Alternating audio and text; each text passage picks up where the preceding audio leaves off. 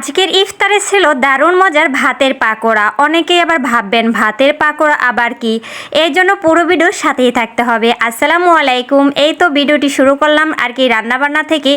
আর সেহরির জন্য রান্না করে নিয়েছি। সেহরির জন্য রান্না করতেছি বেগুন, আলু, টমেটো দিয়ে মলা মাছ আর কি রান্না করে নেব। একটু তরকারি আজকে রান্না করব আর সেহরি টাইমে উঠে যে কোনো কিছু আর কি ভর্তা করে নেব এই জন্য।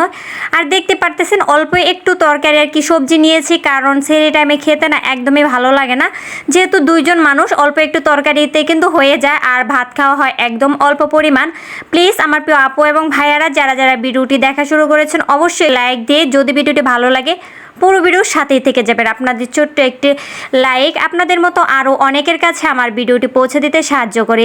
এই তো সবজি সব কিছু মাখানোর পরে আর কি মাছটা দিয়ে মাখিয়ে তরকারিটা বসিয়ে দিলাম। আর মাখানো তরকারিতে কিন্তু যত মাখানো হবে তরকারির টেস্ট কিন্তু তত ভালো হবে। যেহেতু আমার আজকে ধনিয়া পাতা ছিল না, যে কারণে ধনিয়া পাতা দিতে পারলাম না। আর আমি তরকারিটা কিন্তু একদম চটচড়ি করে ফেলেনি, একটু একটু কিন্তু ঝোলঝোল রেখে দিয়েছি। এই তরকারিটা খেতে কিন্তু একটু বেশি ভালো লাগে আর কি। তারপরে এই তো চলে আসলাম ভাতের পাকোড়া বানানোর জন্য। এখানে আজকে আমি পানি ভাত নিয়েছি। এটা কিন্তু পানি ভাত দিয়েও হয় বা গরম ভাত দিয়েও হয়।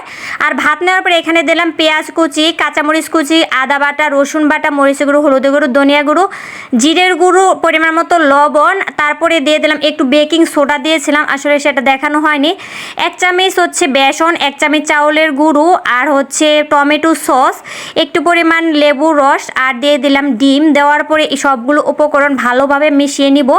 আর যদি দেখা যায় একটু নরম হয়েছে তাহলে একটু চাউলের গুঁড়ো কিন্তু অ্যাড করা যেতে পারে। যাই হোক একটু নরম হলে ভালো হয়, ভিতরে একটু নরম থাকে উপরে মুচমুচে হয়। যাই হোক আমার এই তো মাখানো শেষ। এখন আমি ডুবো তেলে এগুলো ভাজি করে নেব। আর এই ভাতের পাকোড়াটা কিন্তু ডুবো তেলেই ভাজতে হবে, তা না হলে কিন্তু মুচমুচে হবে না।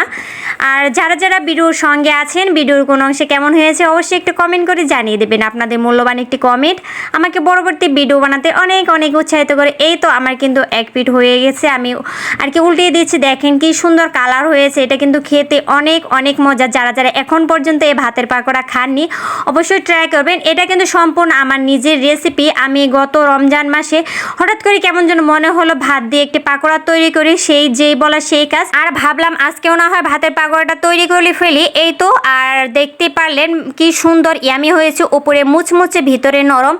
আর যারা যারা এখন পর্যন্ত এই ভাতের পাকোড়া খাননি অবশ্যই যে কয়টা রমজান আছে এর মধ্যে যে কোনো একদিন ট্রাই করতে পারেন, ইফতারে অনেক ভালো হবে। এই তো এর মধ্যে আমার ইফতারের সব আয়োজন কিন্তু রেডি। আর কয়েকদিন যাবত ইফতারে তেমন কিছু আয়োজন করতেছি না। আসলে ইফতার টাইমেও কিছু খেতে ভালো লাগে না, সেরি টাইমেও কিছু খেতে ভালো লাগে না।